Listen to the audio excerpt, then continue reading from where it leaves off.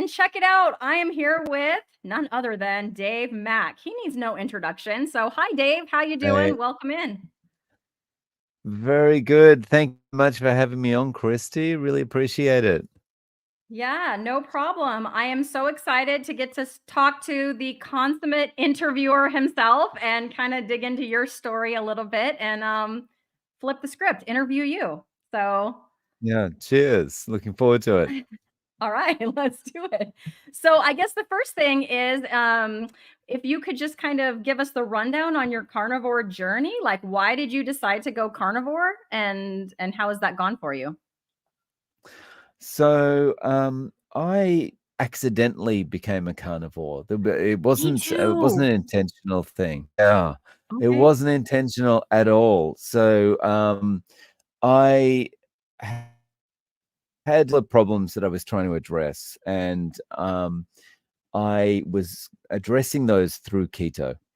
So I needed to get some self control to A, get rid of my sugar addiction, and B, get off the alcohol. And I used keto because I'd known before that when I'd done Atkins in the past, I'd had a lot of success, and it had given me self control, and I'd be able to say no to things which I'd never been able to do in my life.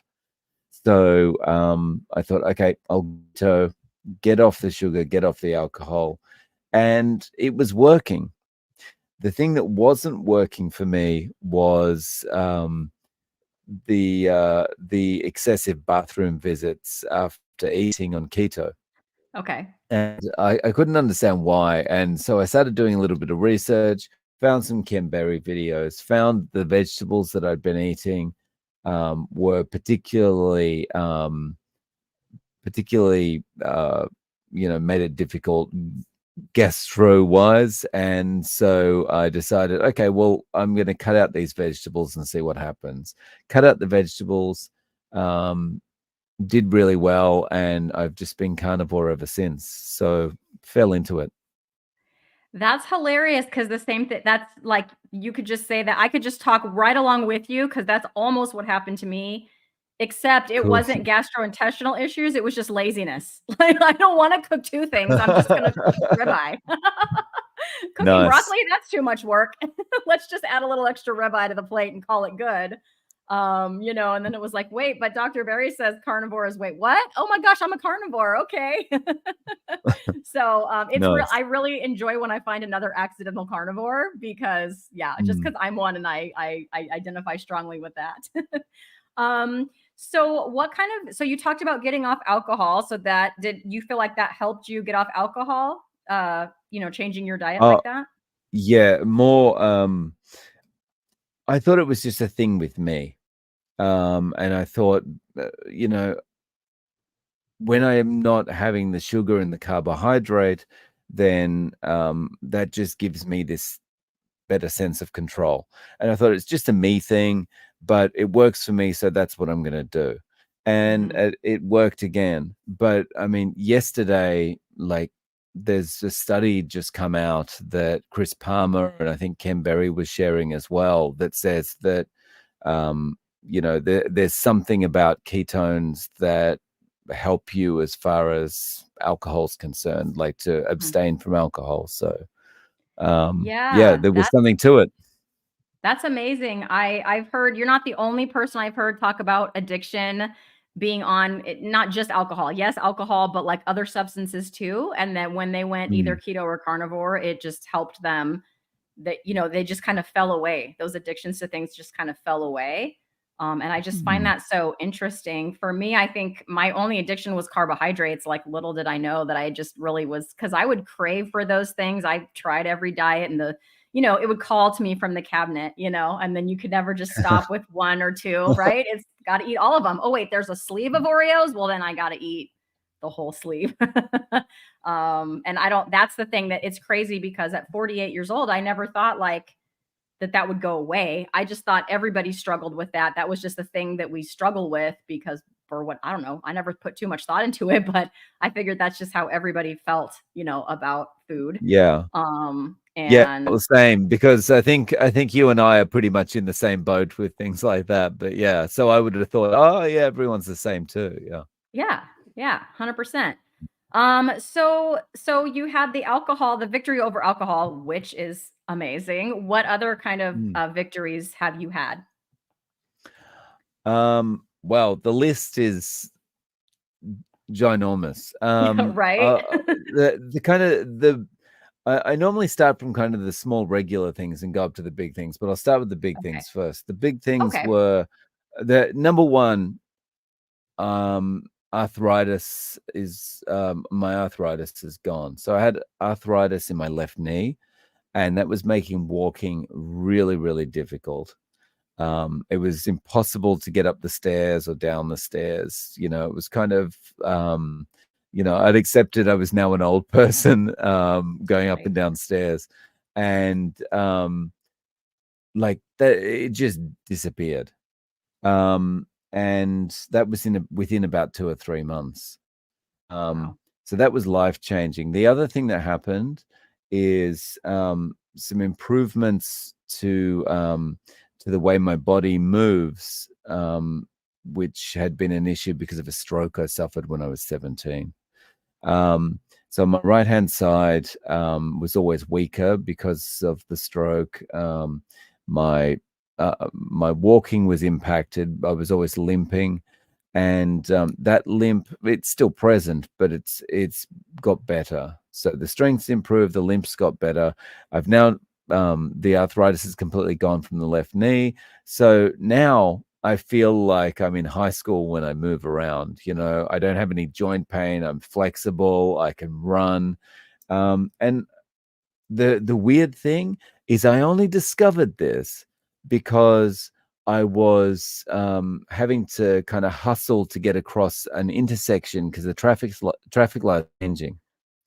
Yeah. And as lights were changing, I started to run, and I got this feeling in my kind of this, I don't know, visceral reaction or something. Like my brain's going, "This is going to hurt. Stop running. Don't move." Because it would have hurt before. Mhm. And but I had to keep going. So I just powered through that feeling. And it was like, hang on, there's no pain. What's going Mm. on? And like I'm just running like I'm in high school, and it's like, this is awesome. I can't believe it. Mhm. Mhm. And so those are the two big things. But other things, I lost about 34 pounds, about 15 kilos. Um, and I've maintained that for 20 months that I've been on carnivore. Um, I don't have gum disease anymore, no more bleeding gums, no more sensitive gums, no more bad breath. Um, That's a big one. I, you know, um, don't have to worry about farting anymore. Yeah, As right? someone who did full day training sessions, I'd go out for lunch. In my past life, I'd go out for lunch, come back and to the afternoon session, and then, the food would all be kind of gurgling around in my stomach, and it'd be like, oh no, oh. And then if I was about to, maybe this is too much information, but I was about to fart, it was like, oh no, not now, not now. And, I don't have to worry about this kind of stuff anymore, Right. Yeah, yeah. Mm. Um, That's so great. yeah. And then So, there's yeah, I was the usual things like sleep improvements and brain fog and stuff like that. But yeah. Yeah, yeah. I was at my in-laws' house for a family gathering a couple of weeks ago for a birthday thing, and they know I eat like this, and so she had made a tri-tip, and that's all I just ate the tri-tip, but there was, everybody else was eating other stuff, and it was funny because we did on New Year's, we did a whole discussion because my mother-in-law was asking me all kinds of questions about my way of eating, and like I wasn't keeping the conversation going, she was. And so we had a lengthy conversation. And then this was like early February, and she just said like, It's the weirdest thing. When I eat these little handful of berries, every time I get the worst gas. And it was like, I was all I could, I'm like, I'm not going to open. Like, she already knows, Christy, zip it. So I just kind of said, yeah, that's too bad. I find that I don't really have that problem anymore now that I've changed my diet. That's all I said. That's all I said.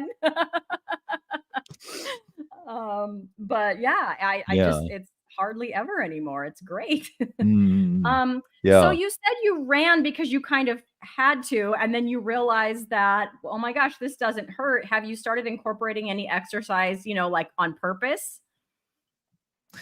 Well, I do quite a bit of like exercise just in day-to-day life anyway, just like as I go about my day.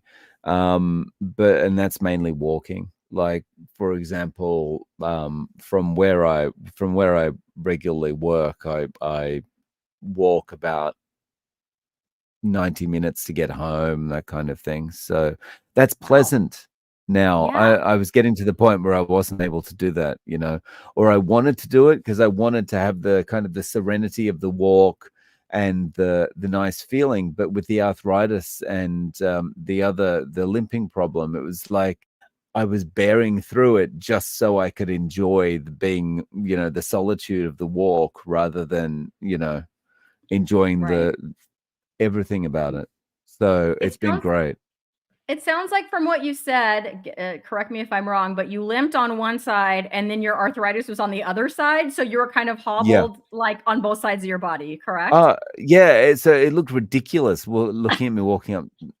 So, to be fair, the arthritis had only been in the last, probably, before it went away, I'd only been with me for about a year and a half. So I'd only had about a year and a half of that. Okay. But yeah, it was awful. It was the worst thing about it is exhausting. So I used to have to walk from the station to my office. I was walking 15 minutes. And by the time I got to the office, it was just like, I've got to sit down. I'm getting old. This is just, Mhm. yeah. Mm. Did you ever have the feeling that you had reached your peak some years ago and then you were just on this like downward trajectory and that's all there was going to be? Because I know I felt that way. Yeah. You know, for me, it was really, it hit me around my 35th birthday. Mm. I got to 35 and I started went, wow, I got here pretty quickly or quicker than I expected. And then I'm like, 40 is won't be long till it's 40. And, and it's Mhm. just like this speed coaster going downhill. But it also started to feel like you were thinking about, well, how many good years are left?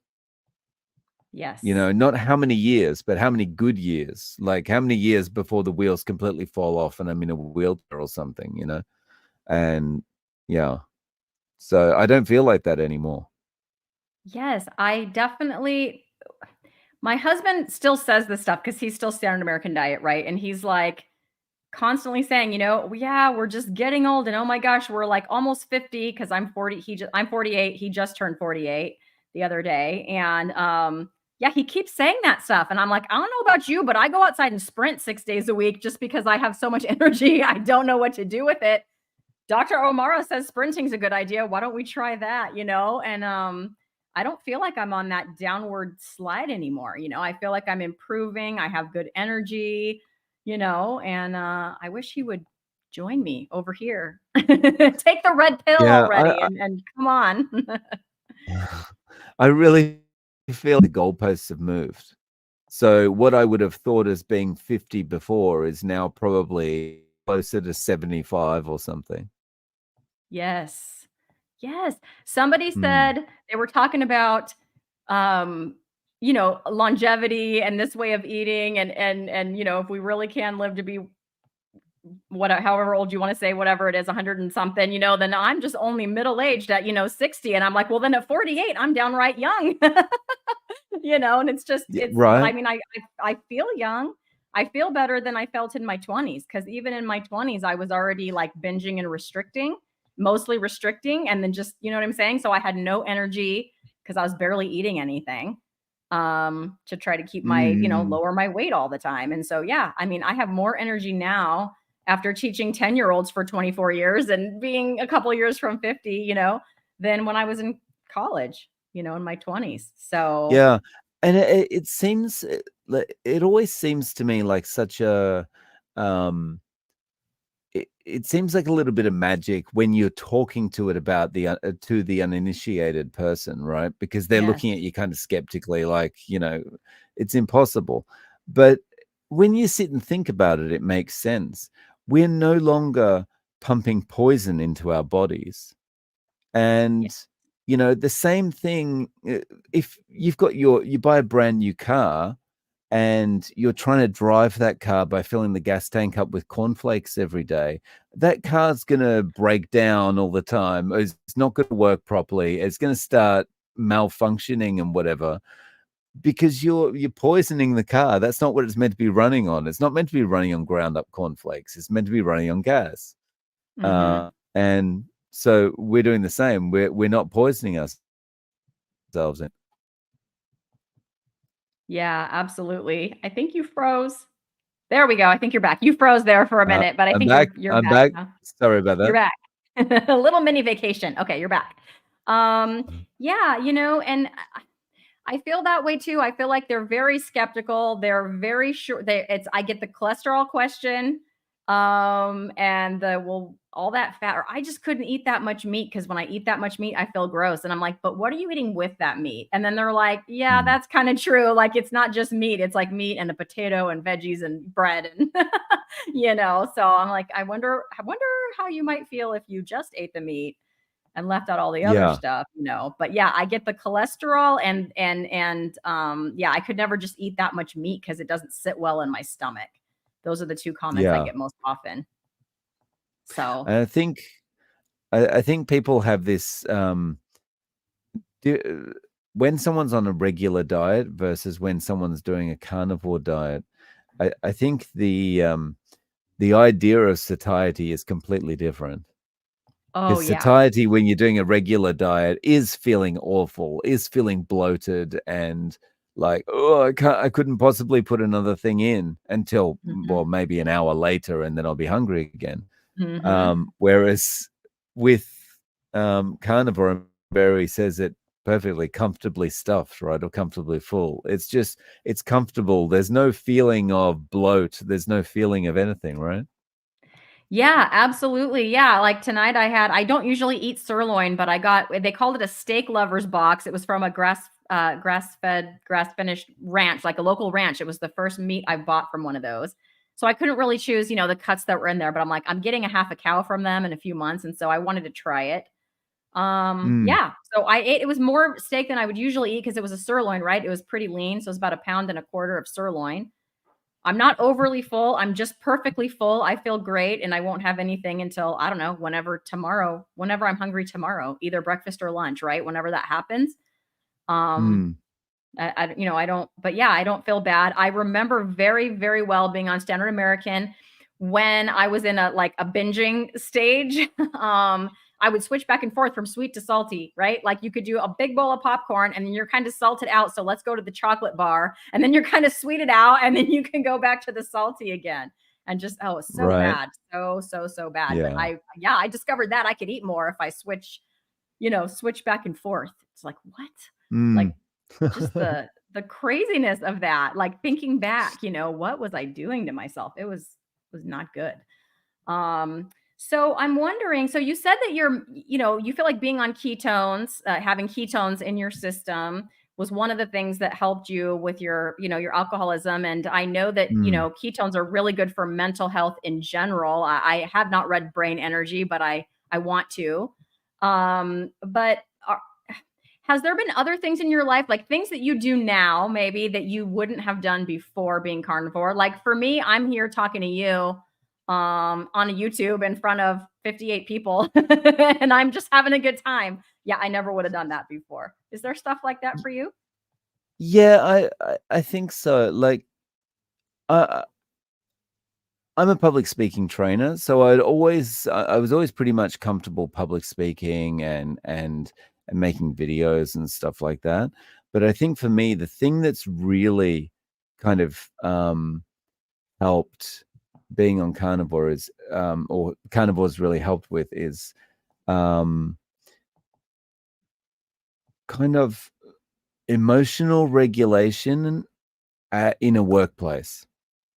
Mm. So, when, for example, when you're working in a team and one person's got an idea and you've got a different idea and someone else has got another take on things, and you're all kind of bantering back and forward to decide which one's the best idea and whose ideas get into the project. And you get so emotional about your ideas, and it's like, I want my stuff to be in there and I want to do this and control this and that kind of thing. And what I've found is, on carnivore, I've been able to much more easily kind of step back and look at the whole situation objectively and kind of go, hang on, does any of this really matter? In the grand scheme of things, what really matters here? Let's say I got all my suggestions into this project, and I was able to be the manager of the project, and blah blah blah. Um, what does it really matter? Who's going to care in 6 months' time when this project's done and dusted? Who's actually going to care? And it's much, I don't know, it's a more clear-mindedness and ability to step back and go, you know what? I'm just going to look at this situation as it is. Oh yeah, his idea is okay. Let's just go with that. Mhm. Yeah. Mm. Yeah, so maybe, like, more just, like, laid back, maybe is a way to say Yeah, that in yeah. some ways. Yeah, Yeah. bit more laid back, yeah, or much more laid back to what I was, yeah. Yeah, I've definitely felt that, like, a general sense of well-being. Sometimes I'll just like, if I eat a really good breakfast or even, like, just some butter, because sometimes I'll do that. I'll just take a bite of butter because I just feel like I need that before work or whatever. Yeah, Mm. I'll be driving to work and, it's like this sense of, like, I feel really good. It's weird. I think it's Yeah, good weird, yeah. but I that never Well, happened to me before. Never. no, so that kind of feeling, like, I've had times during carnivore, um, where you just get this sense of, it's like the sense of euphoria. It's like, okay, everything is right Mm. in the world. Everything is, and it's not that you're doing anything particularly. You could be walking to work or driving to work or whatever. But it's just, everything's just right now. Everything's perfect right now. And Yeah. I've never had that in my life before. Yeah, it just kinda I mean, I get that too. It just kinda comes over me and it just like you said, it just comes out of almost nowhere. It's not any Mm. particular thing that I'm doing, and it's like, wow, and then I usually have a pretty good day, Yeah, after that. Well, we have a lot of people here watching. I'm about to go into I've chatted or I've started a few to kind of highlight here and a couple of questions too. So I'd like to get into that if you're okay to sure. do that. Okay, awesome. So a lot of people saying hi. So Aid is here saying, I'm a bit early. We love it when people are early and ready to watch us. Thank you for joining us. Coast to Coast Carnivore. That is a great handle. Good evening. Hey, Welcome. Judy. Oh, Judy. Okay, nice to meet you, Judy. And then Jeff saying hello from Dubuque, Iowa. Hello, Dubuque, in Jeff. Dubuque, Iowa. I love when people say where they're listening from. It's so cool. Listening from Lincolntown, North Carolina. Glad to catch this. Hi, Nancy. And then we've got Susie saying hi, Christy and Dave. Hi, Susie. Hey, Susie. Jay is here. He's a fellow teacher. So, hi, Jay. Hey, Nice to Jay. see you. Hey, And then Karen saying hello, Christy and Dave. hey, Karen. Less junk, more health. Hello, everyone. That's John. How you doing, John? Oh, hey, John. And then Jay's making a comment here. I feel like carnivore gives me infinite energy, but I can't keep up with Dave. I don't know how he keeps up the pace with his interviews. Dave's like, I don't know. Yeah, I'm not sure either. It's just, I think, like, a couple of people have asked me about that, and all I can say is it's just, now it's a labor of love. It's just, Okay. yeah. Okay. Yeah, I definitely have some questions about that, so we'll get into that. Mm. So Dims is saying, hi, Christy. So hello. Hey, Dims. Peter, just yay. G'day, Yay Peter. back, Peter. I'm glad yay for you being here. And Dims is also saying hello to you. Hey, Dims. And so then Jay says, I'm 15 years sober, years before going carnivore, but I've heard from so many people now that carnivore helps addiction. So Jay did it in the reverse order. Good for you, Jay. But yeah, I've just heard so many Well done, addiction Jay. stories. Yeah. And then he's currently on day 2 of no coffee. Yeah, I switched to mostly decaf and I'm like baby steps here, but I've gotten rid of a lot of at least the caffeine. But anyways, I have to say that just like with alcohol, my fear of not having it has been worse than the reality. It's been really easy. Jay, that is very encouraging to me. Yeah, I would say that it was the same for me, Jay. The fear was worse than the actual not having it. Interesting. For as far as alcohol being concerned? I stopped coffee Or as well. coffee? You stopped coffee as well. Yeah, Okay, good for you. yeah. I'm working on it. 100%. How much fiber and carbohydrates do we need in our diet? 0. That's right. 0. Not essential. Not essential. One hope for all. Hello. Hi, Christy. Hi, Dave. I love it. We each got a smiling Hey, emoji and a waving emoji. Sandra. B Meetsy. I'm not sure how to say that, but hi, Christy and Dave. Hello. Hey, Amberly Brooke. saying good morning. So I don't know where you are in the world, Amberly, but where I am in California, it is evening. It's about 5:30 p.m. But good morning to you. Hey, Amberly. And Renee is popping in saying, hey, everyone. Hey, Renee. Carnivore Keith, what a nice compliment, Keith. Hi, Christy and Dave. Both of you are doing great things for our carnivore community. Thank you so much, Keith. Cheers, I appreciate Keith. that. Yes. It's morning for DC too. Hi, DC. Good morning. Hey, DC. Crystal, we are practically neighbors. I'm also in Southern California. So yay. Hello, Crystal. I'm thinking of doing a Southern California meetup. So stay tuned to my channel. I don't have it fleshed out yet, but yeah, maybe somewhere in Orange County where if we have LA people, San Diego people, we can all meet in the middle. That would be fun. David is saying, hey there, hope all are well, digesting a giant load of picanha. Yeah, you sound like me, David. Picanha is my favorite. Nice. Karen, I hope to get back to walking soon. I remember the peace and serenity when I walked. The weather's warming up here now. I need to get out and walk too. I've been sprinting, but just a nice walk, right? Yeah. Okay, that brings us to our first question, and it's for you, Dave. So, David's asking, Dave Mack, what brought you to Japan? Career? Just curious. Thanks. Any difficulties being carnivore there? Variety, cost? So there's like 4 questions in there. Take it away, Dave. Yeah. So next month will be my 18-year anniversary here. The reason I came was I was a little bit tired of the day-to-day of just living in the same place all the time.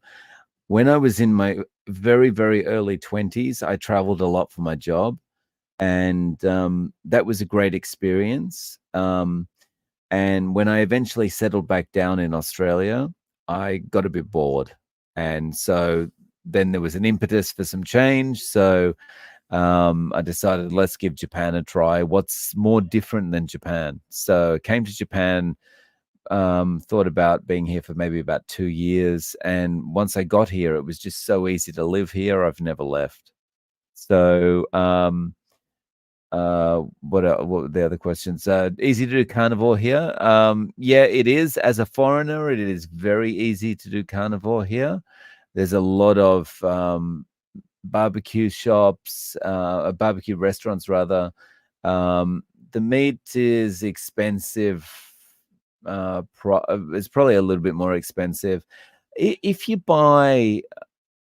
don't buy kind of Wagyu style beef then from the supermarket, then it's okay. Like if you buy stuff from the US or Australia, then the prices are pretty much the same as you'd pay at home. Yeah, I think for Japanese people, it would be much more difficult to do carnivore because they're battling the cultural aspects as well, so I'm not up against the cultural aspects. It's just like, he's a weird foreigner, they're all weird. But if I was Japanese, like there's no concept of turning down food in Japan. there's no concept of, oh, I'm on a diet, I can't have that, Mm, or anything like that. And people would always be on you. Why aren't you eating rice? Why aren't you eating the noodles? Why are you having different food to everybody else? That kind of thing. So it would just be weird. So yeah, I think I would struggle if I was Japanese. So yeah. like a cultural pressure, probably even worse than here. I mean, there's a little bit of that pressure, right, in social Mm, situations here in the US, but if you're around people that you're kind of around all the time, they kind of just get used to your weirdness and accept it. And when yeah. we had like at Thanksgiving, we always do like a Thanksgiving dinner, with the all the staff at my school. And when I got to where like the ham was, I mean, she was pointing out like this one is honey baked and this one is plain. The school librarian is like in charge of that. I mean, she knew I was Mm, carnivore and she knew I wouldn't want the one with the honey on it. I was like, wow, you know. wow. So it initially goes from like that's a little strange to then they just kind of accept it and then they're like trying to help you. It was actually Yeah, pretty yeah. cool. That's nice. Um, so, and then DC has a question. So, what has been your most unexpected benefit? The most unexpected benefit. Well, so unexpected is different from best, right? So Yes. unexpected would have to just be my hair growing back. So Oh, I had a bald spot here, and it's not much of a bald spot anymore. So that was the most unexpected thing, and that wow. didn't happen quickly. So that's also why it was kind of just one day. I'm like, this is I saw a picture of the back of my head, and I thought that's not what it That's used not, to look like. yeah. And yeah, Hmm. so that's been the most unexpected thing, you So, how know. many years have you been carnivore now? It's how many? It'd be 2.5. I mean, sorry, 1.5. So it's coming Okay. up on 2 years. June, it'd be Okay. like early June is my 2 year anniversary. Oh, okay, so that's like my 1 year. So I'm like a year behind you basically. Because it was Uh, accidentally, I don't have a date, right? Because it wasn't like on June 1st, I'm going carnivore. Like it was accidentally, right? But it was definitely sometime mm, in June of, last June because my husband and I had our 25th wedding anniversary and we went on a trip. And on that trip, and that was in June, and I was for sure just eating like ribeyes and chicken wings and that kind of stuff. So I know I was carnivore then, but I don't have like a hard date, So it was sometime in June of 2023. mm, So yeah, I'm about a year behind. I was just asking because I'm wondering, like, how long some of those other benefits, might kick in for me because I'm still, less than a yeah. year at this. But my most unexpected benefit is I'm more accepting of like my body image. Like I've even been recently gaining weight, which is not like easy. I know some that does happen to some people when they first go carnivore. There's a few of them that talk about it, like Kelly Hogan and the Baroness of Beef, Alicia in Australia, talks about it. And there's a few of them, and it's not easy, It's not easy to watch Mm, the scale go up necessarily. And I'm just kind of hoping, like, okay, your body probably needs to heal all that bad stuff you did to your metabolism, all the starving and binging that you did. And you just kind of have to hope, like when you're in that phase of it, you just kind of have to hope that, okay, like trust the process. It's hard to trust the process when you're in the middle of the process, and that includes putting on some pounds. Um, if mm, my body impedance scale is to be believed, some of it is bone and some of it is muscle, so it's not all fat. Like for sure, the bone and muscle are trending up, but the fat too, but I'm just hoping that it's all trending up and then my body's going to go, okay, we're healthy now, and then the fat's going to come back off, but I got to trust the mm, process, right? So I'm not going to say that that's easy, but I'm also not, oh my gosh, I gained 10 pounds, now I have to not eat for 3 weeks or whatever. Like I'm not doing that. um which is how it mm. would have been. Got to reduce the calories to like under 1,000, like right now, immediately. um, I'm just 11. I'm just continuing on, and I'm Oh, able to do that. Like, my mental nice. health is good enough that I'm able to do that. Of course, I'm Mm. vlogging about that on my channel, and I will keep everyone posted, but, yeah, I'm just going with it, trusting the, the process and the way that I feel, right? My mental health, my energy, my sleep.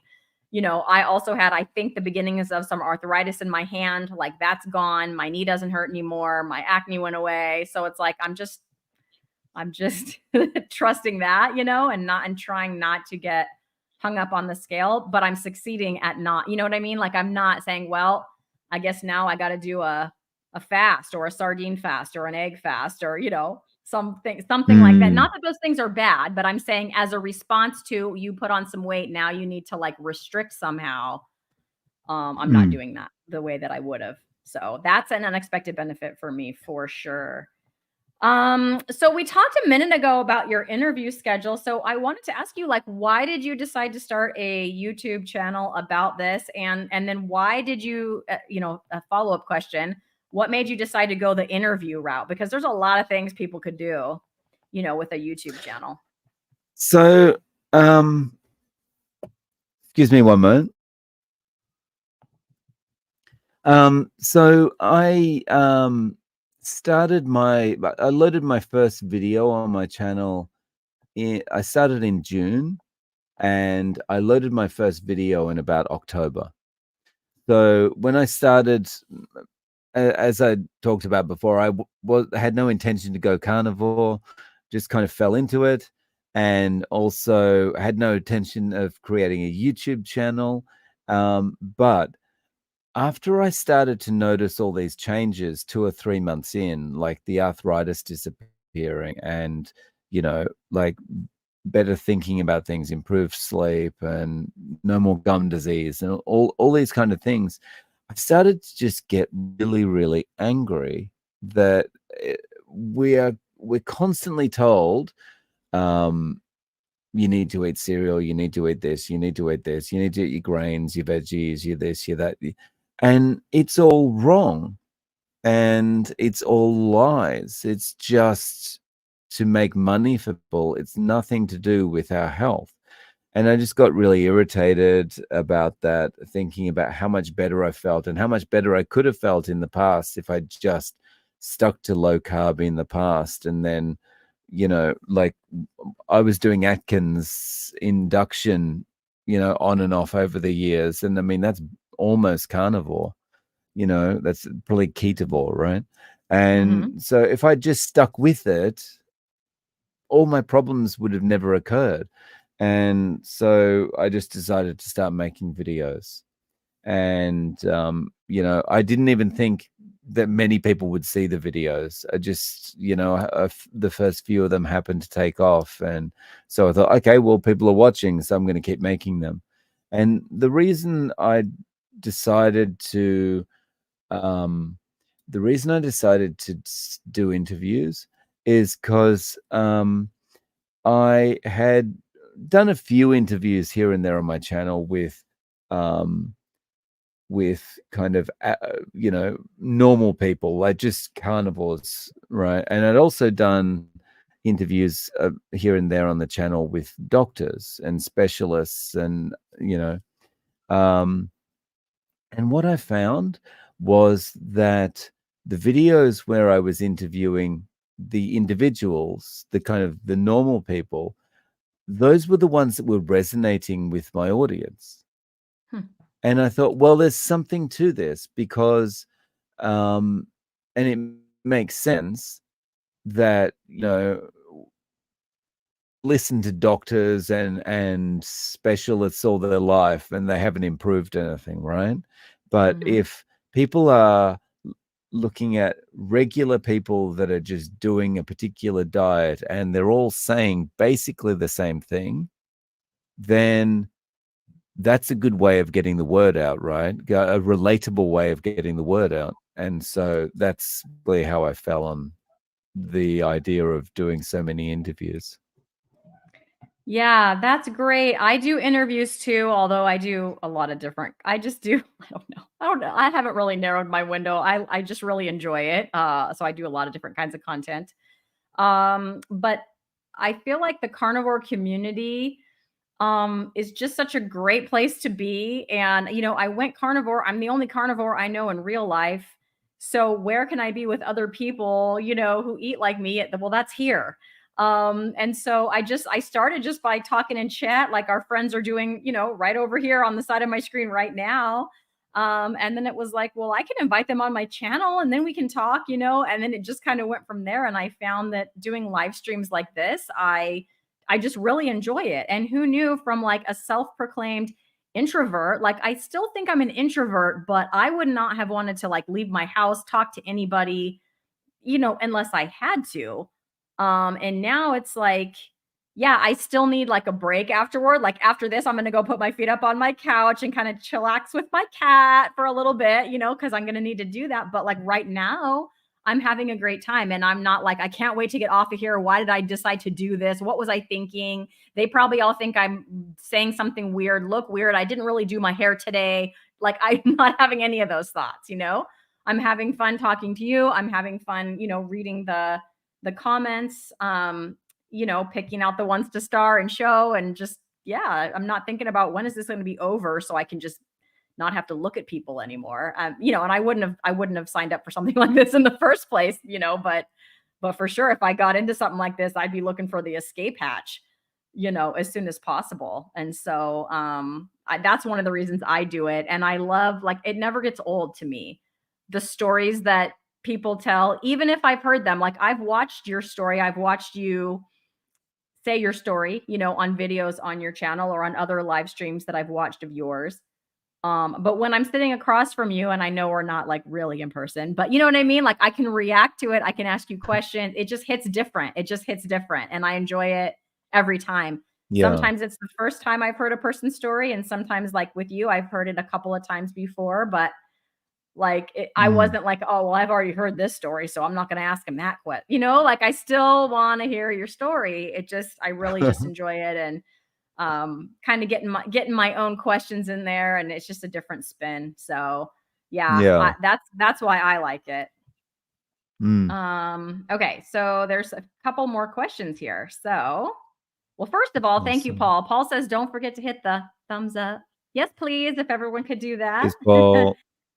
Yeah. DC wants to know if there have been any drawbacks. Hmm. Honestly, for me, I feel like the only drawback was early on getting some feedback from people like, "You're not fun anymore." And it's like, Mm, what do you mean you're not fun anymore? Well, we used to go out and we'd have a beer together and enjoy ourselves, or we used to go out and have cake together and enjoy ourselves. And it's like, hang on, hang on.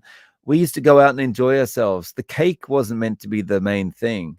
It was like a social activity. That's why it was, we can do any social activity. But yeah, I think some people get things so tied in with food or drink that they can't mm. separate the social aspect out of that. So drawbacks are kind of, some friendships seem to have kind of faded a little bit, but that happens in life anyway. Yeah, I guess maybe in the beginning it felt a little like there was once we went out for it was like a birthday thing, like at a restaurant, and I called the restaurant ahead of time because I thought I knew what I was gonna do. I was gonna get like chicken Alfredo, but like without the pasta, just like the chicken and like the cream sauce was my thinking. But then I called them because the steak was like really expensive and it's not a steak restaurant. So I'm like, I know it's probably not even gonna be a good steak and it's gonna be a lot of money. So I thought, well, I could do that. So I call the restaurant ahead of time and then they proceed to tell me all the seed oils and stuff that's in that sauce. I'm like, well, that's out. So, so I went to this like birthday meal at this restaurant and everyone was eating. I mean, my mom is keto, so she was able to find, and she's not as, she doesn't do the seed oils at home, but she's not as like, she's not going to call ahead and ask. So who knows what was in there. But anyway, she's keto, so there's more options for her. And I could have gotten a steak. I just didn't want to pay all that money for a steak, however much it was going to be, over $40 or whatever. And so I just sat there and I had my water, and then I noticed that the butter on the table was like real butter. And so I like ate it. I just ate a little thing of butter, and I kind of felt like a weirdo, but I was like, whatever, it's fine. And now that was more early on. Now I do that stuff and I don't feel weird about it at all. I'm just like, whatever, this is me, bite butter. It's all good. So just I would say just that kind of thing, just kind of getting used to that. And then just until I could just be like, whatever, just let it right? Like just right off of there.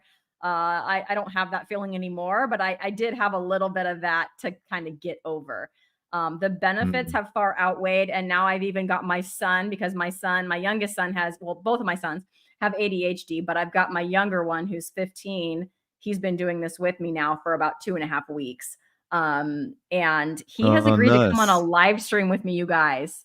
What? Who is this boy? Wow. The boy who was like, I'm camera shy and no, I'm not going to do it is now saying, well, I could do it if it was on a live stream. So I do want to get him on and have him talk about it because it's pretty amazing to hear it like I don't have ADHD, right? I teach kids with ADHD. My kids have it, so I'm neck deep in it, but do I fully understand it? No, cuz I don't have it, right? He struggled Mm. with it all of his life and he is noticing differences. So, I mean that That's awesome. alone that alone is like well worth the price of admission, that little bit of awkwardness or whatever, that I did feel sometimes. So, Mm. and then Mike is referring to that overwhelming sense of, where you just get that well-being. Yeah, the carnivore zen. I swear I feel like I'm chewing my cud under a tree sometimes. Yes, Mike Shaw. Yes, just like nothing can bother me. I'm over here Nice. feeling amazing. So Paul Hill has a question. Do you guys have any new healthy vices now on this way of eating? Great question, Paul Hill. Um, I don't know what kind of vices would I have now. Like yeah, honestly, walking is probably one for me. Hmm. Like I absolutely love it. Yeah. Any chance I've got to go out for a really long walk on my own, I love doing it. So So are you to the that'd be point the now advice. where if you don't get to walk, you feel weird, right? Like if you don't get to walk, you're like, oh, I missed my walk, right? Are you to that point? I've heard some Yeah, people say like that. a good example would be yesterday it was raining. And then like so Mm, I'm sitting in the office thing the office thing and watching the rain outside going, oh please stop. And I'm thinking I feel bad, like almost having some level of I'm gonna have to catch the train home rather than walk. And it's like the ride is pleasant enough. It's just that, I don't get to hmm. relax and like have that kind of 1.5 hour wind down to get home. So yeah, it's Wow. something I really enjoy. So I would say maybe I have two. So sprinting, I'm like really into sprinting now. And there was one point where we've got an El Nino going on this year. And so we're getting a lot of rain here, more than usual, because I'm in Southern California. It doesn't generally rain a lot. But we had like a week of rain where it rained like every day. And yeah, there was one day where it was like, I mean, the street was wet because I just sprint like in my street, like down my street. I live on a cul-de-sac and I just sprint up and down it. And there was one day where it was like, I mean, it was kind of, yeah, I went out and sprinted in the rain because I was like, okay, it's not really pouring. It's just kind of misting because I just didn't want to miss my sprints. I like the way I feel when I'm doing it, when I'm done. So, and who would have never would have thought that? And I'm the first one to say, okay, I'm not an athlete and my sprint is for sure someone else's jog, but it's as fast as I can go. I know I'm getting faster too because like I set a timer for my sprints and like if I have like a random timer generator and sometimes now it's like I'm about to run out of street before I run out of time. I'm going to have to turn the corner or something to keep going. So I'm like, all right, I'm like, yeah, it's getting faster. But something that I really enjoy and I never enjoyed exercise ever, never. It was always a chore. I was only doing it to try to lose weight, like to add in to like try to like lose whatever weight. It was never about getting healthier. Like prior to this way of eating, exercise was just like to try to burn calories. That's it. I hated it. I didn't want to do it. I dragged myself there. I never got a good feeling from it. It was just all negative for me. And now, I mean, sometimes I don't always want to go do the weights because I'm lifting weights 4 days a week. I do it, but I don't always want to. I feel good afterwards though. But like with the sprinting, I do look forward to getting out there and getting that done. My other one is looking for sales on ribeyes. Is the ribeye on sale this week? And then I check all the stores. Because if it is, I'm going to fill up my freezer. And I only have, I have two like just grocery store ribeyes from the last sale. And then in that steak box I was telling you guys about, I got two, but they're like small, like a little over a half a pound ribeye. And that's all the ribeyes I have, Dave Mack. And I'm getting a little nervous about it. I really hope there's a sale soon so I can buy some more. I can't afford full price ribeyes on a teacher salary. So yeah. When you're not eating ribeyes, what's your meat of choice? Oh, picanha. Yeah, that is a no-brainer. We also use this StreamYard account here for our Linus lifestyle, and my co-host on there made me this banner because I will say picanha. I will say it probably in every live I do. And I've even got some subscribers who will watch my videos and let me know first picanha reference at, like in this one, it'll be 5135 or something.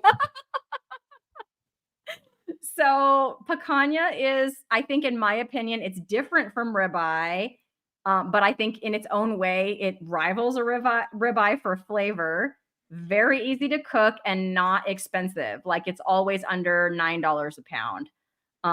So I make it as a roast. Some people cut it into steaks, but I don't. I make it as a roast. My son loves it too. So I'm like, dang it, now I got to share my picanha. What was I thinking getting him into eating this way? But at one point I said, what's been your favorite meal? And I thought he was going to tell me like the pizza pocket, the carnivore pizza pockets that I made him. He said his favorite meal was picanha. I was like, well, I mean, it's in the genes or something. You get it. You come by that honestly, because yeah, it just gives ribeye a run for its money. It's delicious. Other than that, I really like flanken ribs, which are like the thin, like the cross-cut ribs. And I think that's because my mom's stepdad is my grandfather, by marriage, but they were married before I was born, so I don't think of him that way. But I preface that because he was Korean, like full Korean. And if I just say my grandfather was Korean, people look at me and go, "Are you sure?" Because I know I don't have any Korean in me, but my grandfather was Korean, and there was like a Korean style rib that he would do all the time, like on the barbecue. And so I don't put all that, the sweet sauce and stuff on there, but it does remind me of him, and I do enjoy eating those. So that's another favorite of mine. Yeah. Oh, nice. How about you? So I'm stick to the ground beef, but like if I'm going to a restaurant or something, just because I don't have space to cook properly, but if I'm going to a restaurant, I think one of my favorite cuts of steak is an eye fillet, which I think in the US maybe is called loin. Say that again. You cut out there. Maybe. Called what? Called an eye fillet, and maybe in the US it's called a tenderloin. Maybe. Oh, a tenderloin. Okay. Yes. Yeah. So that's probably my favorite cut. It's it's really nice. Yeah. So when I was in Australia, I was eating that. Yeah. I don't think I've had one of those since going carnivore. There's a few cuts I haven't had since going carnivore that I've eaten like in my life before that it's like I want to try it now that I'm carnivore, because I know for sure my tastes have changed. Like I've always liked meat, but now it's like I can really tell the difference in flavor and stuff between the different cuts. One of those is like a T-bone steak or like a porterhouse, that kind of thing I haven't had. But yeah, I haven't had a tenderloin either. That would be interesting to try that. So Chinab Man says, good morning, you guys. Love your vids, Dave. Yes, everyone loves Dave. Thank you. Awesome. Good morning. Carnivore Mommy, welcome. She says first time watching. So yeah, welcome in. We're glad you're here. Welcome. Ketovore Crystal is down or up. up for a SoCal meetup. Yes, let's do it. That's going to be amazing. Nice. This is sad. It was super sad yesterday. I was visiting an amazing elderly friend and she was complaining about her stomach hurting and feeling nauseous almost all the time while eating cookies endlessly. Yeah, there's like people don't put that connection Yeah. together, right? Like Mm. my mother-in-law with the berries and the gas, right? From the beginning of this conversation. Like Yeah. you're not putting those two things together here, you know? It's like making you not feel good. Mm. So Aaron and Janet asking, Dave, do you have an Australian accent when you speak Japanese? Yeah, I do. I mean, I guess one of the things foreign men get accused of a lot is that when they speak Japanese, that they sound, of course, they'll have remnants of their accent, but also that they sound very feminine. And that's because typically what's happening is we're learning Japanese from our wives, or that's who we're conversing with most. So we pick up a lot Okay. of their style of speaking. And the way you say things and the words that you use is very gender specific here. Whereas in English, it's not so much, you know. But yeah, so probably, yeah, there's a bit of hints of Australian accent and femininity in my Japanese. Yeah, that's interesting. I'd never known about. I figured probably you had an accent only because here in Southern California, there's a lot of native Spanish speakers. And so I only have like my high school Spanish, right? Like my 2 years of high school Spanish. I know I speak with a very strong accent when I attempt it. And the students will kind of giggle when the way that I pronounce things. But yeah, I Mm, never thought of that before, that about sounding a little more feminine when you speak. But I mean, the reason makes total sense. mm, Um, Amberly, you're not wrong. Ditch the dairy if you can't lose weight. It does have an impact. I'm a 3-year carnivore and I've had minimal weight loss. So many other problems have improved for me though, and that stays my focus. Yes, and I have cut out. I mm, don't really do much cheese or much dairy. I've even cut out. I still do the decaf coffee. I'll do like a 1 cup of regular and then decaf after that. But I've even cut out like the heavy cream from that I used to do, except for just very occasionally, as like a little. Just oh, that sounds good today. Maybe once a month, I might put a little in there. I'm very sparing on the dairy at the beginning. Or when I was keto, I ate way more dairy. Like I ate all the cream cheese. Like put it all in a put it all in a fat bomb, and eat it. I for sure did that. I'm doing way less dairy now. Um, Ketovore Crystal says, Dave, I look forward to your interviews every day. They are inspiring and motivating. Cheers, Crystal. Thank you. And then Lady Fritzader says, hi there, Christy. Dave, I love your content and your vibe. You work your butt off. So, Cheers. Thank you so yeah, much. so many nice things to say. And then Mike says, Dave has dug up hundreds of carnivore stories. So good. Yes, so good. Cheers, Mike. Um, Jay, is saying, I'm so glad to hear that you're an introvert. I always tell people I'm an introvert and they act like I'm crazy because I'm a teacher. They don't seem to understand that someone can be in front of a class all day and still be an introvert. Yes, Jay, it's 100% true. You So, can because I yeah. do it. So I would class myself as a bit of an introvert as well. And I think um the way I've heard it explained is that an extrovert gets their energy from other people, whereas an introvert, the energy comes internally. And for me, I feel like that's really true. So I can be out there doing a speech for a whole day, doing a training session or whatever, and that's fine. But as an introvert, I need to now go home and be on my own and recharge my batteries, because that's where my energy is going to come from. It's that recharging on my own, being alone. Yeah, Mm, yeah, yes, exactly right. Like now, I thought before carnivore, I thought me not ever wanting to be around another human person ever was just me being an introvert. And now it's like, no, that's not it. You had social anxiety and you just didn't even realize it. Because I mm, do enjoy being around other people, but then afterwards, yes, I need some downtime, some alone time, to recharge before I feel ready to go back into that social situation again. So See, Dave, what did I tell you? Ding, ding, ding. Picanha enters the room. Nice. 100%. Okay, so there's just a couple more comments, but yeah, we've been going for an hour. Wow. Where is it? There it is. So people are talking about the bite butter too, but before that, David says, "I just love your opening to the interviews." So, John, how did you find carnivore? Love it. Yeah, I love that you have a consistent go-to question. I've been told I need to put that on a t-shirt or something, but I thought I was going to look really weird walking through the city with this t-shirt on. I said, "How did you find carnivore?" And everyone looking at me going, "Well, I don't know. You tell me." So It's still though, it's like yeah, it's become a little bit iconic, like in our carnivore space for sure. Your opener. Maybe I need an opener, you yeah. guys. I don't have one. Maybe I need one.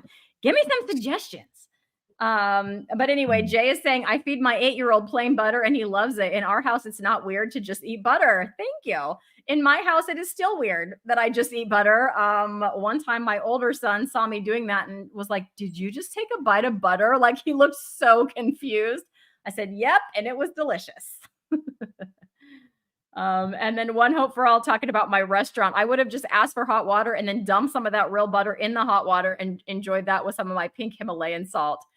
For sure. I don't have pink Mm, Himalayan, but I have the nice. little in my Christmas stocking this year was the little mini Redmond real salt shakers. So, yes, I am the carnivore that carries those in my purse now.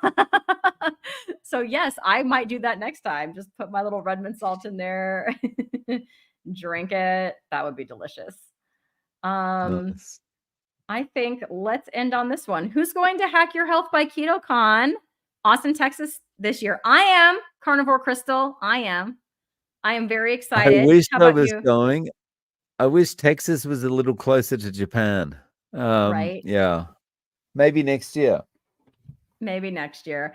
Yeah. Yeah, I this year I decided I wanted to at least do one. Like I can't afford to go to all of them. And I'm like, they used to, I feel like in the past, like, I don't know, previous years or something, they've had like events in Las Vegas. And for me, being a Southern Californian, I mean, half of Las Vegas is Southern California. We just drive there. It just takes like 4.5 hours down the freeway. It's easy to do. I'm very familiar, but yeah, I haven't really seen anything there. So I thought, well, and then I saw several people going, like Limitless Lindy from Australia, and I'm like, if she can fly from Australia, then I can fly from California.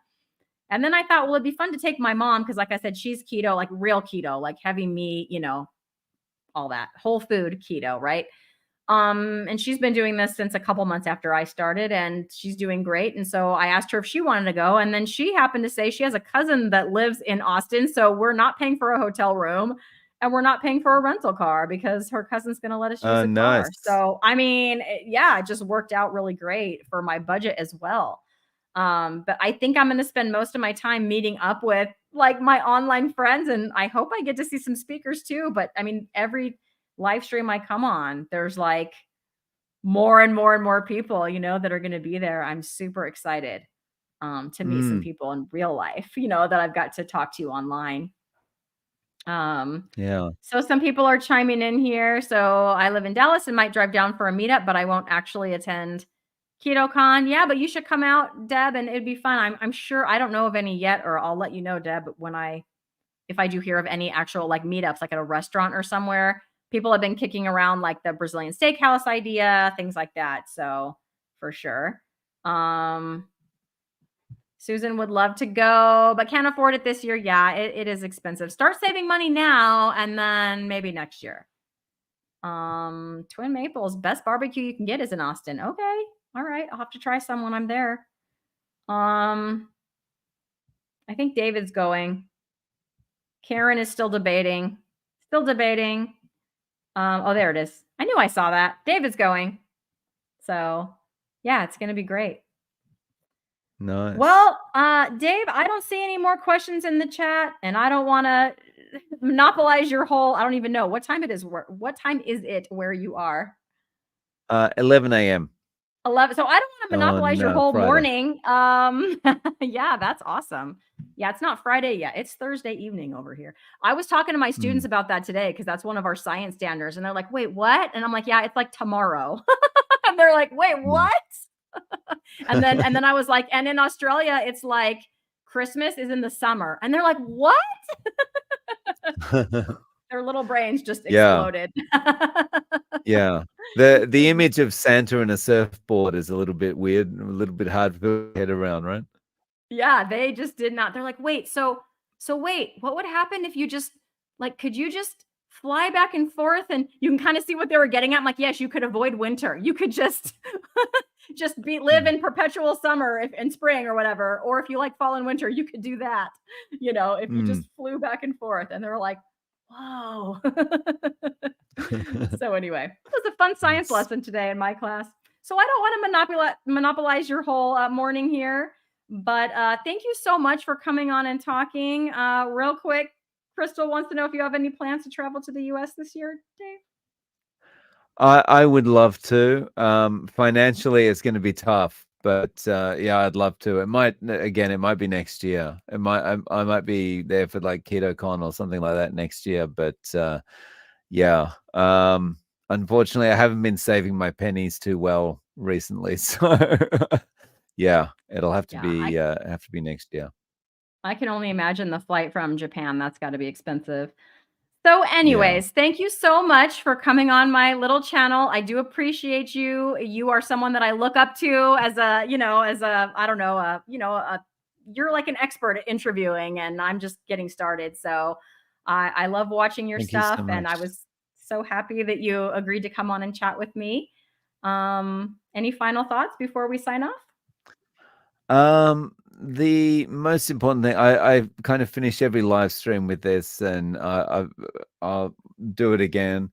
Anyone that's watching this that hasn't started or has fallen off the wagon and is trying to get back on, the most important thing is that you just get started and just focus on one day at a time. Don't focus on, oh, I can't do this for another 50 years of my life or anything like that. Just focus on one day at a time.